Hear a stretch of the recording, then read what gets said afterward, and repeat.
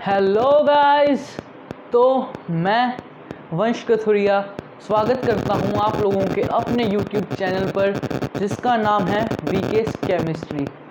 तो गाइस, जैसा कि आप लोगों को याद होगा कि हम लोगों ने स्टार्ट कर रखा था एक बड़ा ही प्यारा सा चैप्टर जिसका नाम है सॉल्यूशंस। तो सॉल्यूशंस तो हम लोगों ने कर दिया था स्टार्ट, ठीक है। जिन लोगों को याद है वो अपने लिए तालियां बजा सकते हैं, ठीक है गाइस। तो हम लोगों ने सॉल्यूशंस की स्टार्टिंग कर दी थी, ठीक है सर। ये तो हमें बिल्कुल अच्छे से याद है कि हम लोगों ने सॉल्यूशन स्टार्ट कर दिया था, ठीक है सर।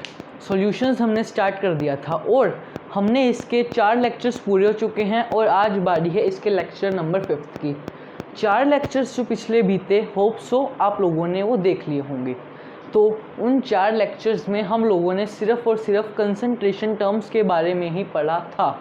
तो गाइस, आज हमें कंसंट्रेशन टर्म से परे कुछ बढ़िया सा स्टार्ट करना है।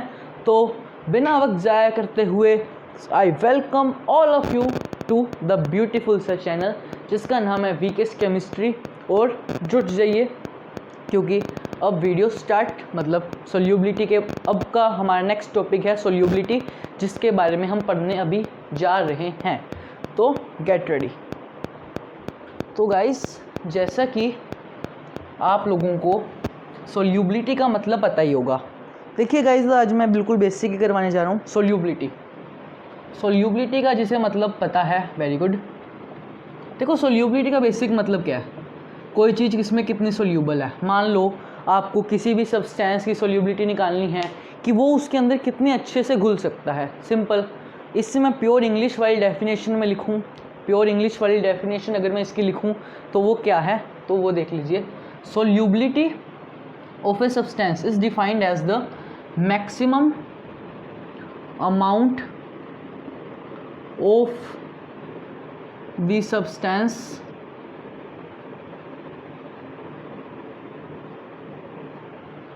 that can be dissolved in a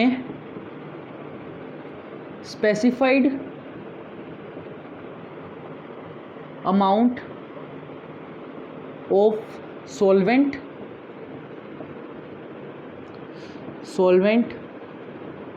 at a particular या फिर at a specified temperature।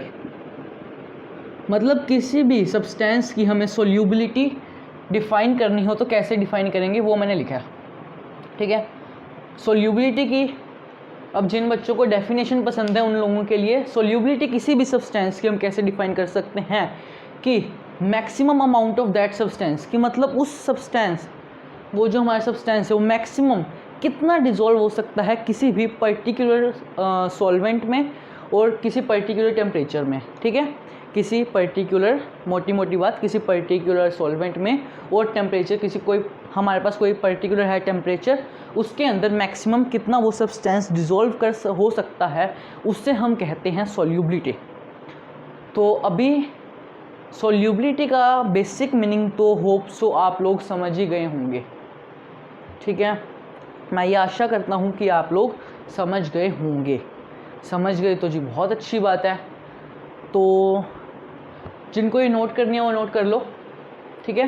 जैसे बेसिक है, आप शुगर है वो पानी के अंदर घोलते ही हो ना, बस वही है, घुल जाती है। कितनी शुगर घुल सकती है? मैक्सिमम अमाउंट किसी पर्टिकुलर अमाउंट ऑफ सॉल्वेंट, यानी कि पानी आपके किसी पर्टिकुलर टेम्परेचर पर, वही आपकी उस शुगर की सोल्यूबिलिटी होगी। सिंपल, ठीक है। अब सोल्यूबिलिटी के कुछ टाइप्स या कुछ आता है कि सबसे पहले सोल्यूबिलिटी हमें पढ़नी है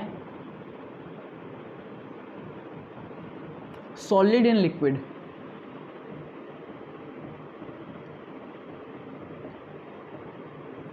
तो सर पहले ये बताइए solubility of solid in liquid होता क्या है? भाई बताने के लिए बैठा हूँ। देखो, नाम से पता चल ही रहा होगा कि किसी लिक्विड में कितना सॉलिड डिज़ोल्व हो सकता है। बिल्कुल जी। खैर, इसकी एक प्रॉपर डेफिनेशन लिख देता हूँ, वो है maximum amount of solid that can B dissolved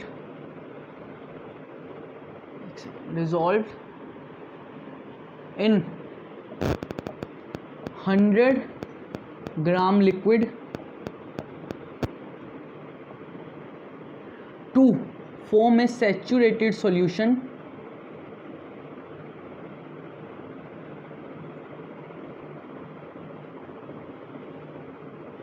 at a particular temperature and pressure.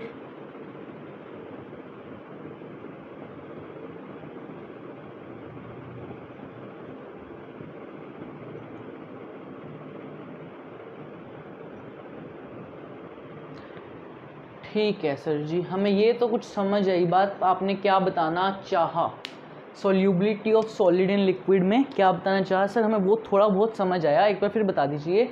Solubility of solid in liquid क्या है? The maximum amount of solid that can be dissolved in 100 gram liquid to form a saturated solution at a particular temperature and pressure. पहले से note कर लीजिए या screenshot ले लीजिए। देखो, होप सो आप लोगों ने स्क्रीनशॉट ले लिया होगा या नोट कर ली होगी मोटी मोटी बात। ठीक है, देखो क्या बताना चाह रहा है बंदा कि मैक्सिमम अमाउंट ऑफ सॉलिड, कितना हम सॉलिड 100 ग्राम लिक्विड, मान लो आपके 100 ग्राम लिक्विड है, उसके अंदर आप कितना सॉलिड डिजोल्व कर सकते हो कि हमें जो सॉल्यूशन बना वो सैचुरेटेड है। सैचुरेटेड सॉल्यूशन क्या होता है कि मतलब हम इसके अंदर अब और सॉल्यूट नहीं डाल सकते, जितना डालना था हमने डाल दिया है। ठीक है, कि मतलब 100 ग्राम लिक्विड के अंदर कितना सॉलिड ठोक सकते हैं कि उसके बाद हम और सॉलिड ठोकने के काबिल नहीं बने। मोटी मोटी बात solubility of solid in liquid हमें ये सिखाना चाह रहा है।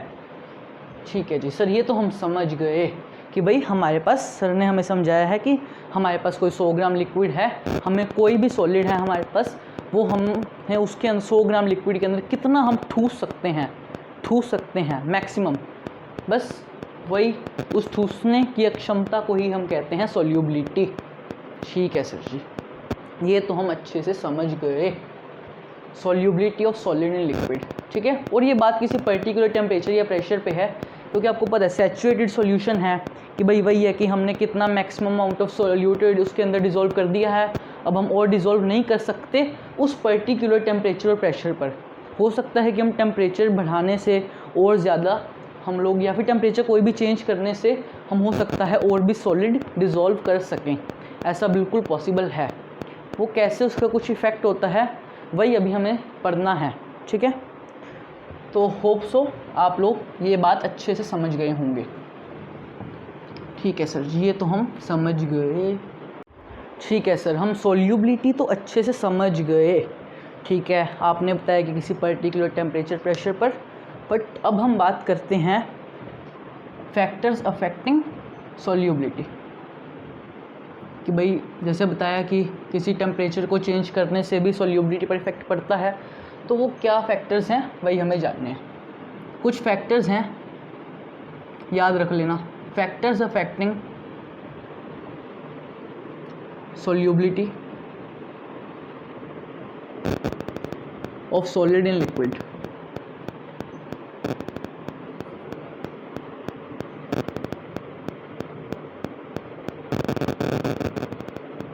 ठीक है सर जी, अभी कुछ फैक्टर्स हैं। Solubility of solid in liquid तो आपको समझ आ गया, मैं जानता हूँ, सोल्यूबिलिटी का बेसिक मीनिंग भी पता है, बट कुछ फैक्टर्स हैं जो सॉलिड इन लिक्विड की सोल्यूबिलिटी को अफेक्ट करते हैं। पहला फैक्टर है नेचर, इसे नटूरे मत बोलना, nature of solid and solvent. ठीक है, जो हम सॉलिड डिज़ोल्व कर रहे हैं और किसके अंदर डिज़ोल्व कर रहे हैं, उनके नेचर पर डिपेंड करता है कि भाई उन दोनों का नेचर आपस में मैच करेगा तभी कोई बात बनेगी ना। भाई आपको यूनिवर्सल लॉ तो एक याद ही होगा कि लाइक डिज़ोल्व्स लाइक।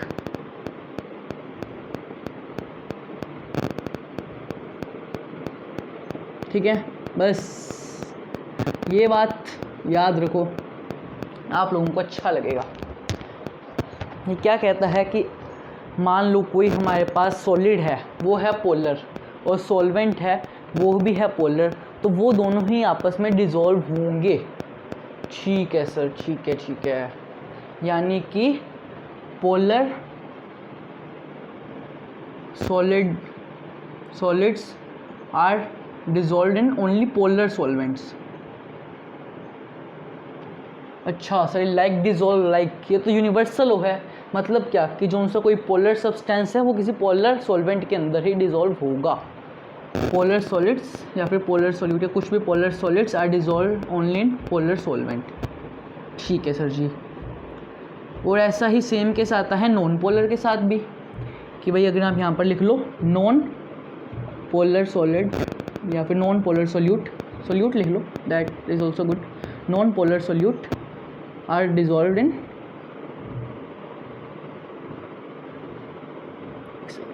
इन नॉन पोलर सॉल्वेंट।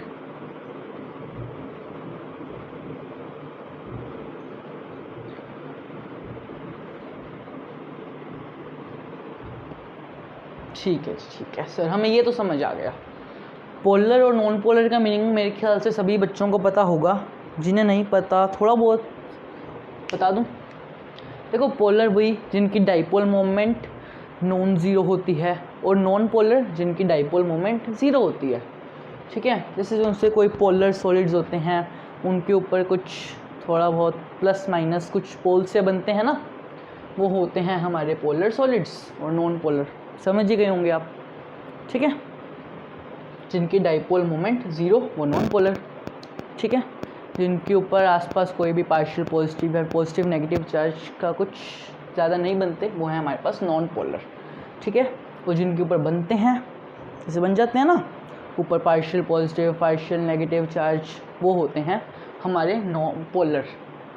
ठीक है जी, ठीक है। मतलब जिनके ऊपर चार्जेस बन रहे हैं पॉजिटिव नेगेटिव वो पोलर, जिनके ऊपर नहीं बन रहे वो नॉन पोलर। ठीक है सर, ये तो हमें समझ आ गया, ये हमें वैसे भी पता ही था। तो इसके लिए कोई आप एग्जांपल दो।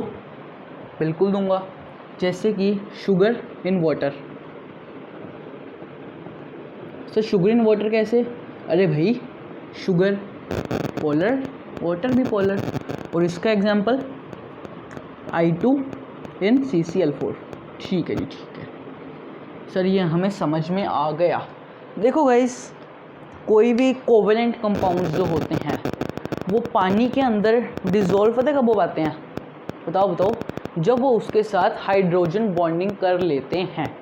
ठीक है जी, मतलब तभी किसी भी कोवेलेंट कंपाउंड की पानी के अंदर घुलना संभव है जब वो पानी के साथ हाइड्रोजन बॉन्डिंग कर पाते हैं। जैसे आप लोगों को पता है कि अल्कोहल एक कोवेलेंट कंपाउंड है, वो पानी के अंदर घुल जाता है। क्यों घुल जाता है? रीज़न यही है कि भाई वो पानी के मॉलिक्यूल्स के साथ हाइड्रोजन बॉन्डिंग कर लेता है। ठीक है, वो आप लोगों को पता ही होगा। तो होप सो आप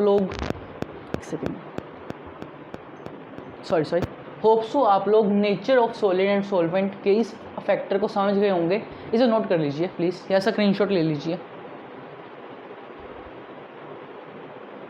ठीक है, तो ये तो सर हम समझ गए। अब नेक्स्ट फैक्टर, एक फैक्टर और है।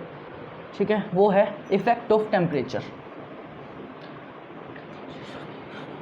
क्या करूं?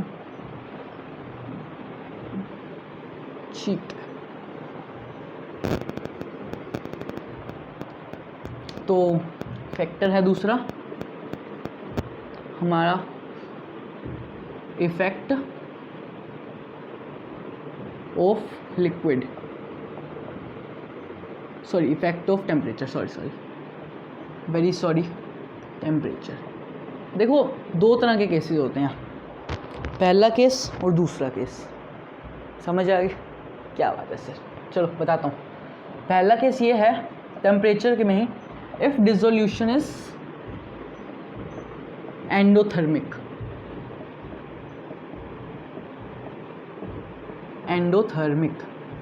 यानी कि हमें हीट देनी पड़े, यानी कि हीट इज़ रिक्वायर्ड, यानी कि डेल्टा H पॉजिटिव है। H का मीनिंग तो आप समझते हैं ना, एंथैल्पी चेंज पॉजिटिव है। होप सो आप लोग जानते होंगे कि अगर मान लो डिसोल्यूशन एंडोथर्मिक है, ठीक है, यानी ये जो है डिसोल्यूशन प्रोसेस है वो एंडोथर्मिक है, यानी कि हीट रिक्वायर्ड। ठीक है जी, उस केस में, ठीक है, हमें हीट मतलब देनी ही है, उस केस में अगर हम टेम्परेचर इंक्रीज़ करेंगे तो सोल्यूबिलिटी भी इंक्रीज़ हो जाएगी, सोल्यूबिलिटी भी इंक्रीज़ हो जाएगी। समझ गए? अगर डिसोल्यूशन एंडोथर्मिक है तो टेम्परेचर के साथ सोल्यूबिलिटी भी इंक्रीज़ होगी, ठीक है। और सर ऐसे कुछ सब्सटेंसेस बता दीजिए जिनकी सोल्यूबिलिटी टेम्परेचर के साथ इंक्रीज़ होती है। बिल्कुल बताएंगे, ज़्यादा मतलब इसके कई हैं, जैसे LiNO3, NaNO3 और अपना शुगर हो गया, ठीक है। और अगर मान लो डिसोल्यूशन एक्सोथर्मिक है, इफ डिसोल्यूशन इज एक्सोथर्मिक, यानी कि चेंज इन एंथैल्पी क्या है, नेगेटिव, कि भाई हीट रिलीज हो रही है, तो आप अगर टेम्परेचर इस केस में बढ़ाओगे तो सोल्यूबिलिटी डिक्रीज़ हो जाएगी। मोटी मोटी बात है, याद रख लो।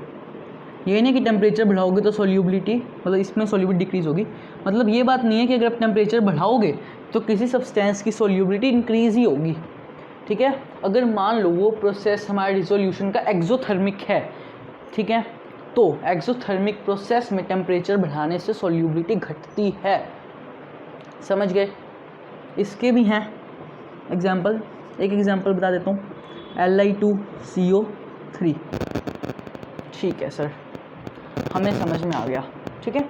ये Li2CO3 इसका एग्जाम्पल है, मतलब इस सब्सटेंस के लिए अगर आप टेम्परेचर बढ़ाओगे तो इसकी सोल्यूबिलिटी डिक्रीज़ होगी, ठीक है सर, हमें बेसिक समझ में आ गया, ठीक है। काफ़ी सब्सटेंसेस हैं इसके कुछ ही हैं, ठीक है, तो आपको एक एग्जाम्पल भी बता दिया। तो होप सो आप लोग सोल्यूबिलिटी और solubility of solid and liquid समझ चुके हैं, ठीक है। तो गाइस एक बार आज की वीडियो में ज़्यादा लंबी नहीं कर रहा, बंद कर रहा हूँ, लेक्चर एक बार समाप्त कर रहा हूँ आज का। नेक्स्ट लेक्चर आपको बहुत जल्द ही मिल जाएगा, सो डोंट वरी, जिसमें हम लोग पढ़ेंगे सोल्यूबिलिटी ऑफ कुछ लिक्विड के बारे में, ठीक है, solubility of liquid in gas, ठीक है, सोल्यूबिलिटी ऑफ, ठीक है, solubility of gas and liquid, हाँ, solubility of gas and liquid हम नेक्स्ट टर्न में पढ़ेंगे। तो भाई थैंक यू जुड़ने के लिए, दिल से धन्यवाद, ठीक है। नोट्स बनाते रहें, पढ़ते रहें, कोई डाउट हो तो पूछ लीजिए, चाहे तो कमेंट सेक्शन में, और बस खुश रहिए, love you all, bye bye.